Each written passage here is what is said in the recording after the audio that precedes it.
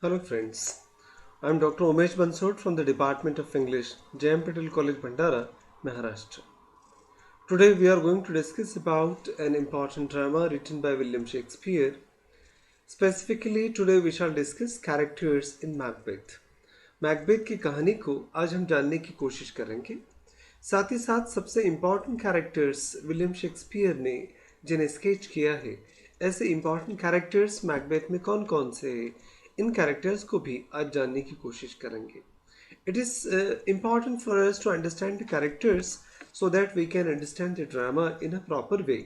Drama को बेहतर तरीके से समझने के लिए हम पहले कैरेक्टर्स कौन कौन से हैं मैकबेथ में और किस प्रकार से विलियम शेक्सपियर इन कैरेक्टर्स को चित्रित करते हैं, इस इम्पॉर्टेंट टॉपिक को आज हम डिस्कस करेंगे।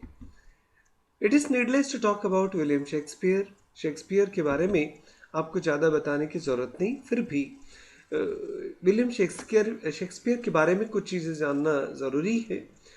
He born on 23rd April 1564 and died on 23rd April 1616। ऐसा कहा जाता है कि विलियम शेक्सपियर जैसे घड़ी के कांटों की तरह जिंदगी जिए।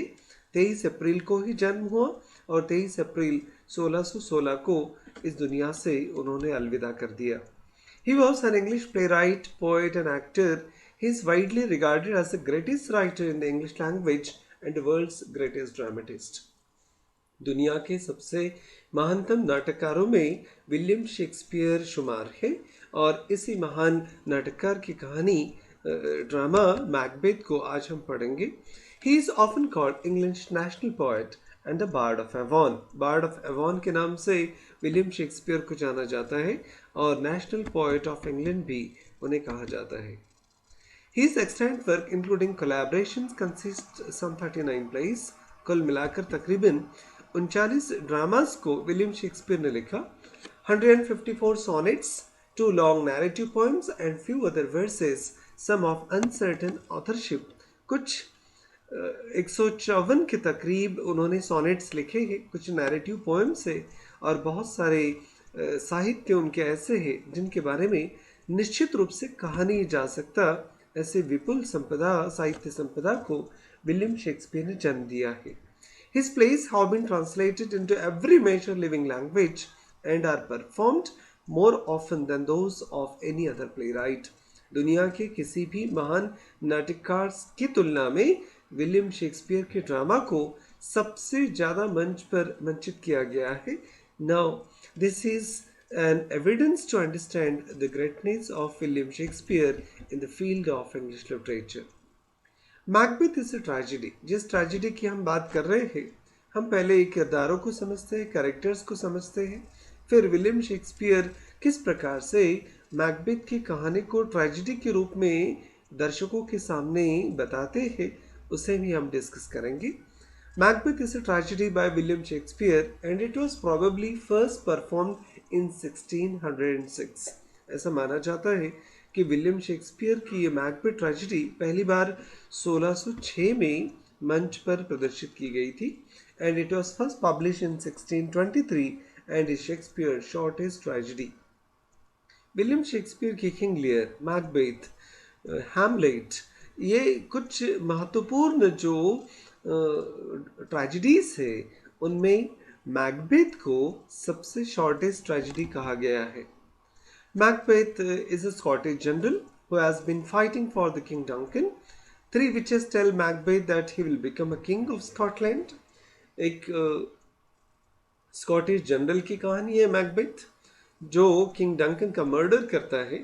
3 विचेस, कुछ जादूगरनियाँ रास्ते में उसे मिलती है और मैकबेथ को वो स्कॉटलैंड का राजा होने की भविष्यवाणी बताती है और इसी भविष्यवाणी के चलते मैकबेथ बिकम्स एम्बिशियस और मैकबेथ एम्बिशियस हो जाता है and he murders Duncan and exceeds to the throne, और किंग डंकन का मर्डर करके मैकबेथ फिर स्कॉटलैंड का राजा बन जाता है। His reign is bloody and tyrannical and ended by the combined forces of Scotland and England. England और स्कॉटलैंड की फौजें मिलाकर मैल्कम किस तरह से मैकबेथ का पराजय करते हैं और किस प्रकार से फिर कहानी का अंत दुखद होता है, इस प्रकार की कहानी को विलियम शेक्सपियर ने इस ड्रामा के माध्यम से बताने का प्रयास किया है। कुछ इम्पोर्टेंट कैरेक्टर्स को आज हम डिस्कस करने वाले हैं। मैकबेथ की कहानी को सबसे ज़्यादा इंटरेस्टिंग बनाने के लिए जिन कैरेक्टर्स का किरदारों का जानना ज़रूरी है, उसमें सबसे पहला the very first characters which is the main leading character of this drama is Macbeth. Macbeth is a Scottish general and Lord of Glamis who is encouraged to wicked thoughts by the prophecies of three witches, especially after their prophecy that he will be made Lord of Cawdor comes true. Three witches रास्ते में Macbeth को भविष्यवाणियां बताती है, और जब जैसे ही वो cadre का लॉर्ड बन जाता है तो पहली भविष्यवाणी सच हो जाती है, और इसी के चलते मैकबेथ विश्वास करता है कि थ्री विचेस ने जो जो तीन भविष्यवाणियां बताई है वो सारी सच ही हो जाएंगी, और विचेस की थ्री विचेस की ये भविष्यवाणियां उसे महत्वाकांक्षी बनाती है, और फिर मैकबेथ किस प्रकार से ड्रामा के अंत तक ट्रेजेडी का हीरो बन जाता है, इसकी कहानी है Macbeth. Macbeth is a brave soldier and powerful man, जो एक इम्पॉर्टेंट कैरेक्टर है। ब्रेव तो है भी, पावरफुल भी है, but he is not virtuous, वर्दी एंड ऑनेस्ट। एक बात तो विलियम शेक्सपियर के इस ड्रामा में हमें माननी पड़ेगी कि मैकबेथ कोई बहुत आइडियल कैरेक्टर कहा नहीं जा सकता। He is easily tempted into murder to fulfil his ambition to throne. सिंहासन को पाने की अपनी महत्वाकांक्षा के चलते मैकबेथ मर्डर करने के लिए भी बाध्य हो जाता है, तो उसे हम बहुत आइडियल कैरेक्टर्स नहीं कह सकते। And once he commits his first crime and his crown king of Scotland, he starts further atrocities with increasing ease. एक बार उसने डंकन का मर्डर कर दिया, फिर अलग अलग मर्डर्स का सिलसिला शुरू हो जाता है। अपने एक गुनाह को छुपाने के लिए न जाने कितने गुनाह मैकबेथ कर देता है, और स्कॉटलैंड का राजा बनने के बाद गुनाहों के ऐसे न खत्म होने वाले रास्ते पर मैकबेथ चल देता है। अल्टीमेटली और अंत फिर वही होता है। Macbeth reaches to the battlefield because of his he lacks the skills necessary to rule without being a tyrant, and his response to every problem is a violence and murder. हर एक समस्या का Macbeth को सिर्फ एक ही इलाज दिखता है, बस वॉयलेंस करना, हिंसा फैलाना और लोगों की हत्याएं करना। एक अलग रास्ते पर मैकबेथ चला जाता है। Unlike Shakespeare's great villains such as Iago in Othello and Richard III in Richard III, Macbeth is never comfortable in his role as a criminal, and he is unable to bear the psychological consequences of his atrocities. जिस प्रकार से बैंकों का murder Macbeth कर देता है, king Duncan का murder कर देता है, वो अपने आप को माफ नहीं कर पाता और एक साइकोलॉजिकल प्रेशर में आ जाता है। और जिस प्रकार के साइकोलॉजिकल डिस्टर्बेंसेस, मानसिक रूप से वो बहुत बुरी तरह से प्रभावित हो जाता है, मैकबेथ बाकी विलेंस की तरह अपने रोल में फिट नहीं बैठता और अंत में मारा जाता है। तो मैकबेथ का कैरेक्टर्स भी इस ड्रामा में बहुत इंपॉर्टेंट होने वाला है।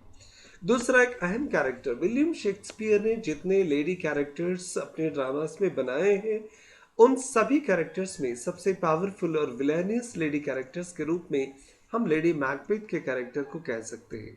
मैकबेथ्स wife a deeply ambitious woman. Macbeth की एम्बिशंस तो थ्री विचेस के भविष्यवाणी के बाद में निर्माण होती है, पर मैकबेथ की वाइफ खुद एक महत्वाकांक्षी महिला है and who lust for power and position. उसे भी सत्ता चाहिए, उसे भी अलग अलग ओहदे चाहिए। Early in the play she seems to be stronger and more ruthless of the two as she urges her husband to kill Duncan and seize the crown. इस प्रकार की रूथलेस कैरेक्टर, एक बिना किसी दयाभाव का एक कैरेक्टर अगर लेडी के रूप में विलियम शेक्सपियर ने अगर निर्माण किया है तो वो लेडी मैकबेथ है। वो किस प्रकार किंग डंकन को मारने के लिए मैकबेथ को उकसाती है और किस प्रकार से मर्डर में हिस्सा लेती है। ये बहुत इंपॉर्टेंट चीज़ें हम लेडी मैकबेथ के कैरेक्टर से हम जानने की कोशिश करेंगे। After the blood shades begins however lady Macbeth falls victim of the guilt and madness। पर जिस प्रकार का पागलपन मैकबेथ महसूस करता है, मानसिक रूप से रुग्ण हो जाता है, पागलपन की हद तक पहुंच जाता है और तरह तरह के एहसास होने लगते हैं, वैसी ही हालत लेडी मैकबेथ की होती है and even greater degree than her husband. Macbeth की तुलना में लेडी मैकबेथ भी ज़्यादा मानसिक दबाव में है। Her conscious affects her to such an extent that she eventually commits suicide. इस प्रकार से लेडी मैकबेथ फिर आंतरिक तौर पर इतनी डिस्टर्ब हो जाती है मर्डर करने के बाद में कि फिर सुसाइड कर लेती है। तो लेडी मैकबेथ का कैरेक्टर भी हमें बहुत इंटरेस्टिंग कैरेक्टर है and she and Macbeth are presented as being deeply in love and many a Lady Macbeth's speeches imply that her influence over her husband is primarily sexual. Their joint alienation from the world occasioned by their partnership in crime seems to strengthen the attachment that they feel to each other. एक दूसरे के प्रति आकर्षण तो है, पर अपनी महत्वाकांक्षा के चलते वो मैकबेथ को किंग डंकन का मर्डर करने के लिए भी बाध्य करती है। इस प्रकार से लेडी मैकबेथ के कैरेक्टर को भी हम इस ड्रामा में इवैल्यूएट करने की कोशिश करेंगे। तीसरे अहम इंपॉर्टेंट कैरेक्टर्स जो ड्रामा में अलग अलग प्रकार के सिचुएशंस को जन्म देते हैं और ड्रामा को एक दूसरे मोड़ पर ले जाते हैं, इन्हें हम सुपरनैचुरल एलिमेंट्स कह सकते हैं। सुपरनैचुरल मशीनरी का प्रयोग विलियम शेक्सपियर बखूबी अपने ड्रामास में करते हैं। He uses such kind of a supernatural machinery or supernatural elements or agents in his dramas very skillfully, and three witches are important supernatural machineries. Three black midnight hags who plot mischief against Macbeth using charms, spells and prophecies. अपने जादू का इस्तेमाल करते हैं, मंत्रों का इस्तेमाल करते हैं और कुछ भविष्यवाणियां ये थ्री विचेस बताती है और पूरे ड्रामा के रुख को बदल देती है।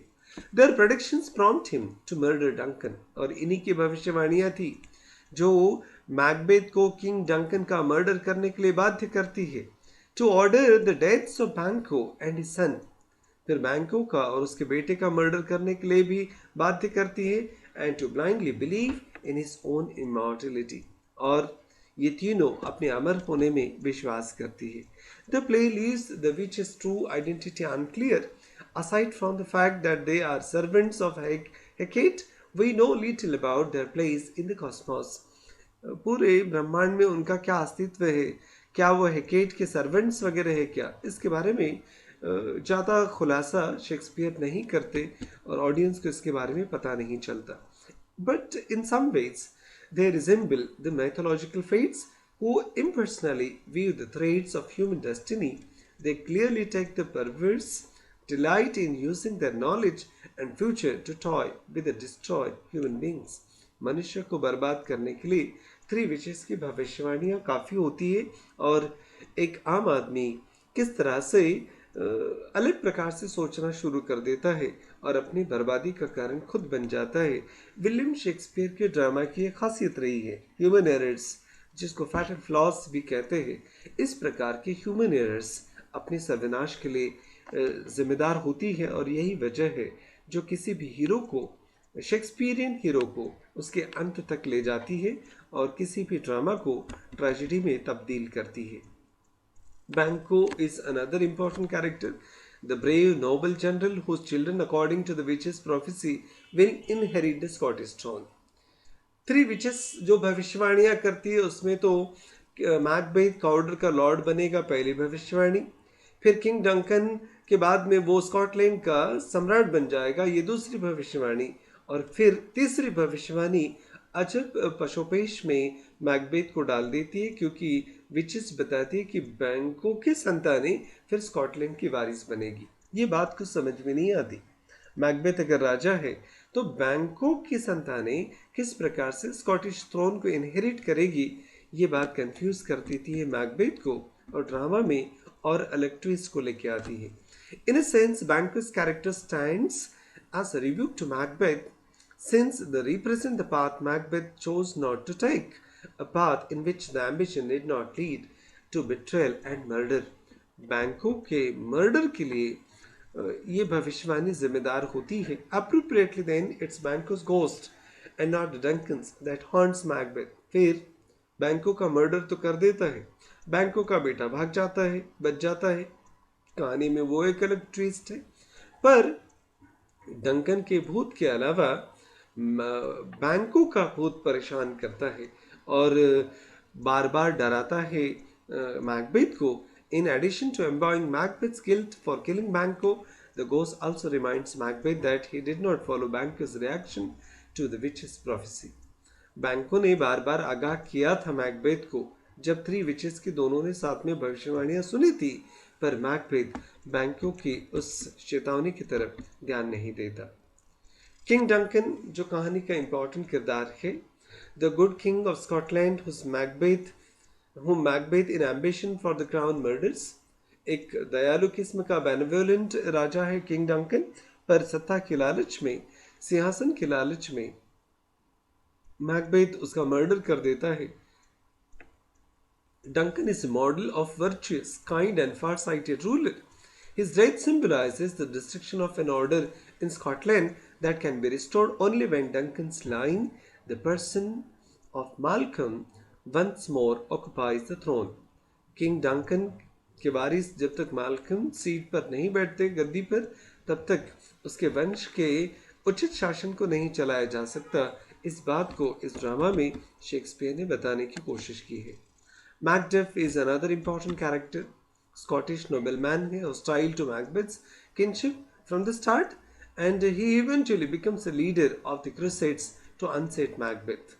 मैकबेथ के विरुद्ध मैकडफ लड़ता है और जो क्रूसेड मैकबेथ के खिलाफ शुरू हो जाता है स्कॉटलैंड में, उस स्कॉटिश बैटल में और इंग्लिश सपोर्ट के साथ जो बैटल लड़ा जाता है, इसमें मैकडफ की भूमिका सबसे अहम हो जाती है. And the crusades mission is to place the rightful king Malcolm on the throne. फिर माल्कम को सत्ता पर अधीन सिंहासन पर बिठाना, यही पर्पस उसका होता है. इस महत्वपूर्ण उद्देश्य में मैकबेथ के मर्डर में मैकडफ की भूमिका बहुत इंपॉर्टेंट हो जाती है. Malcolm is the important line of the King Duncan, the son of Duncan, and whose restoration to throne signals Scotland's return to order following the Macbeth's reign of terror.